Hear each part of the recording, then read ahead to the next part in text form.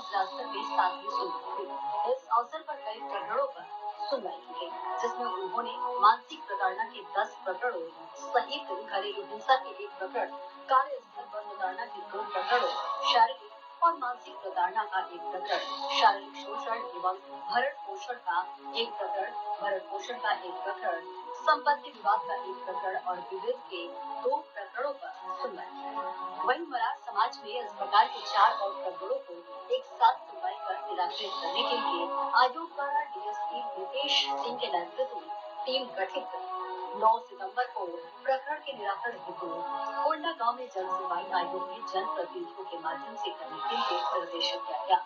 जन सुनवाई में प्रकरण निराकृत नहीं होने की दशा में संबंधितों के खिलाफ सुसंगत धाराओं के तहत एफआईआर दर्ज कर आयोग को रिपोर्ट करने का निर्देश दिया गया है। 70वीं जन सुनवाई है और कोंडा गांव के जिले की हमारी 7वीं जन सुनवाई है। यहाँ आसपास के जिलों के भी कुछ प्रकरण को रखा गया है क्योंकि वहाँ संख्या कम थी। आज यहाँ कोंडा गांव में सामाजिक बहिष्कार के काफी मामले देखने को आए हैं। लगभग 3 मामले जो हमारे पास आए थे, जिसमें आयोग की ओर से हमने डीएसपी नितेश सिंह को जिम्मेदारी दिया है। वो सबका सामाजिक बहिष्कार समाप्त करने के लिए बैठक करेंगे यहीं पर कलेक्ट्रेट सभागार में, और उसमें यदि सामाजिक बहिष्कार नहीं समाप्त करते हैं तो उनके खिलाफ को लीगल एक्शन लेकर के उनके खिलाफ एफआईआर दर्ज कराएंगे। तो 3 प्रकरण में तो लोगों ने सहमति दे दिया है और उसके साथ और कुछ 5-7 प्रकरण है। वो सारे प्रकरणों के लिए केवल 1 दिन की सुनवाई डीएसपी मैडम करेंगे। उनको सपोर्ट के लिए सखी के प्रशासिका प्रोटेक्शन ऑफिसर रहेंगे और आयोग की ओर से क्लर्क और वहां से काउंसलर भी आएंगे। उन सब प्रकरणों में आप लोगों को भी बुलाया जाएगा, क्योंकि हम इंडिविजुअल सिर्फ समाप्ति की घोषणा के लिए नहीं आ सकते इतनी दूर से, तो हम आयोग की ओर से डिप्यूट कर रहे हैं। ये जो अभी एक प्रकरण आप लोगों के सामने हुआ, ये प्रकरण थोड़ा सा लीक से हटकर था। जुलाई माह में ही हमारे पास आवेदन आया था और 30 जुलाई को रायपुर में पहली जन सुनवाई की थी उसकी, और प्रकरण की गंभीरता को देखते हुए इस प्रकरण को आज यहाँ सुनवाई के लिए फिर से रखा गया था।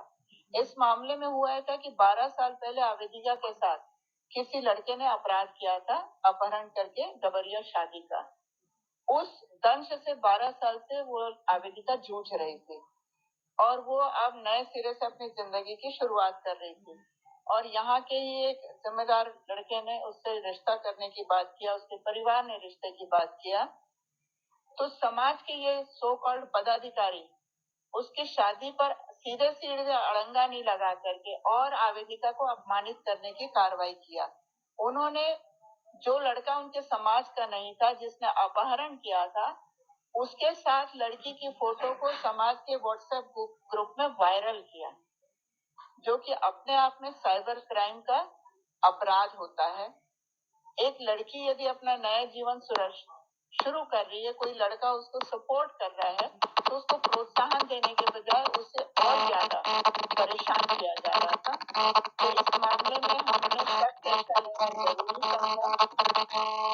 भारत 65 के तहत ये आपराधिक और दंडनीय प्रावधान है, जिसमें 2 लाख रुपए तक का जुर्माना और 3 साल की सजा हो सकती है। ये चीज सुनने और समझने के बाद सभी अनावेदक गणों ने कहा कि हम इसके लिए सार्वजनिक तौर पर माफी मांगेंगे। तो आज जब ये बैठक रखी गई तो समाज के काफी जिम्मेदार पदाधिकारी यहाँ पर आए हैं, कुछ समाज की तरफ से और कुछ आवेदिका की तरफ से।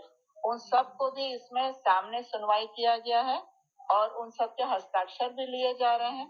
और अब जल्द ही आवेदिका और उसके साथ दुष्यंत राणा नाम का व्यक्ति है जो विवाह करने वाला है, उसके विवाह में यहाँ से डीएसपी मैडम महिला आयोग की तरफ से उपस्थित होंगे आशीर्वाद समारोह के लिए। सभी अनावेदक गण उसे शादी में आशीर्वाद देने उपस्थित रहेंगे और आप सबको भी उसमें साक्षी के रूप में उपस्थित होना है।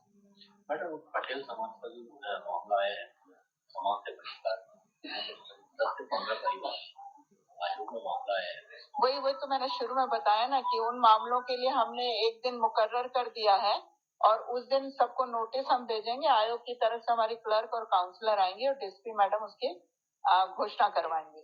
वो सब भी सामाजिक बहिष्कार समाप्त करने की घोषणा करेंगे। तो देखने मिल रहा मुझे, इसलिए मुझे थोड़ी सख्ती भी बरतनी पड़ रही है, क्योंकि आप इस सामाजिक बहिष्कार जो है आपके संवैधानिक अधिकारों का हनन करते हैं। धारा 7 के तहत वो भी अपराध का मामला दर्ज होता है, FIR होती है। ये अलग बात है कि लोग समाज के डर से कार्रवाई नहीं करते हैं, पर अभी महिला आयोग में पिछले 4 सालों में मैंने ऐसे बहुत सारे मामलों में इसी तरीके से आपसी सहमति से मामलों को समाप्त करवाया है। वही सुनवाई के दौरान एक प्रकरण को अति गंभीर मानते हुए अमेरिका के आवेदन की सुनवाई 30 जुलाई को आयोग द्वारा रायपुर में की गई थी। उक्त प्रकरण में दूसरी सुनवाई नियत थी। सुनवाई के दौरान अमेरिका के फोटो को हलबान सामाजिक व्हाट्सएप ग्रुप में वायरल करने तथा अमेरिका की शादी को रुकवाने का आरोप तथा अनावेदक गणों पर, जिसमें आयोग के अध्यक्ष द्वारा उभय पक्षों को सुनने के बाद सामाजिक पदाधिकारियों को सार्वजनिक रूप से माफी मांगते हुए अमेरिका की शादी में उपस्थित होकर विवाह प्रमाण पत्र प्रदान करने का निर्णय किया गया। प्रकरण में अमेरिका लगभग 12 वर्षों तक लगातार सामाजिक तौर पर प्रताड़ित थी। अनावेदक कर्ण द्वारा समाज की आड़ में अमेरिका का फोटो और घटनाक्रम को वायरल करने के कारण अमेरिका की निजता भंग का अपराध जो धारा 66 की IT एक्ट के तहत 3 साल की सजा और 2 लाख रुपए से दंडनीय था। वहीं एक अन्य प्रकरण में अमेरिका को समाज से बहिष्कृत किया गया और अब तक समाज में शामिल नहीं किया गया है।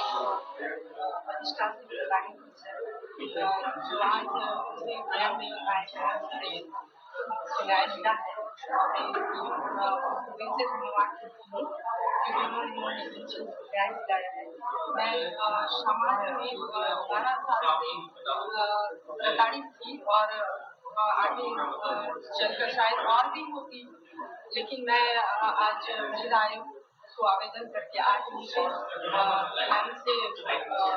जो न्याय मिला है, मैं सभी महिलाओं से यही कहूंगी कि वो आगे बढ़े और अपने लिए मतलब आवाज उठाए। मैं जैसे हमेशा चाहूंगी कि किरण महिलाएं जो अपने बच्चे हैं जब उनके मतलब पर बहुत मतलब वो पद उनके ऊपर ही रहे, क्योंकि मैम उनकी एक बात बार है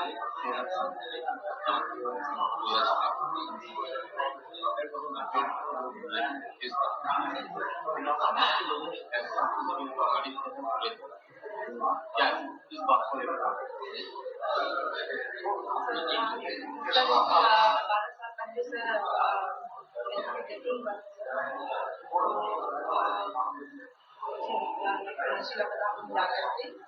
तो उसको लेकर के मेरे समाज में मतलब मुझे लगा कि 12 साल के बाद मैं जब शादी करने का कोशिश कर मेरे लिए रिश्ता आया, तो मैंने समाज को जाकर कहा, तो समाज मतलब सामाजिक तरीके से शादी करना चाहूँ, वो मेरे ही समाज का लेकिन इस चीजों को लेकर के मेरे समाज ने मुझे बहुत प्रताड़ित किया है।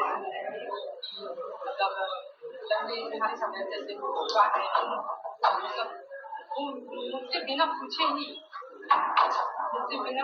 वो आके मतलब मेरी शादी उनके सामने उसमें उन्होंने रोक लगाया और मुझे बैठक करवाकर वहाँ पे सबके सामने करना और एक ही चीज बार बोलना, फिर मेरे को न्याय ससुराल में बहुत परेशान किए। तो सर मैं बहुत परेशान किए क्योंकि मेरा नाम है, तो आज फैसला मैडम ने पूरा कर दिया, सर मुझे न्याय दिलाया।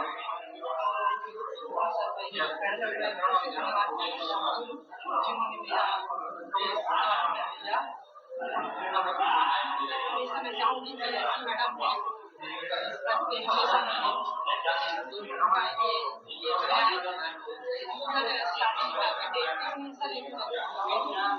जन सुनवाई में प्रकरण निराकृत नहीं होने की दिशा में संबंधितों के खिलाफ सुसंगत धाराओं के तहत FIR दर्ज कर आयोग को रिपोर्ट करने का निर्देश दिया गया। अब देखना ये होगा कि इस मामले में कब सुनवाई होगी।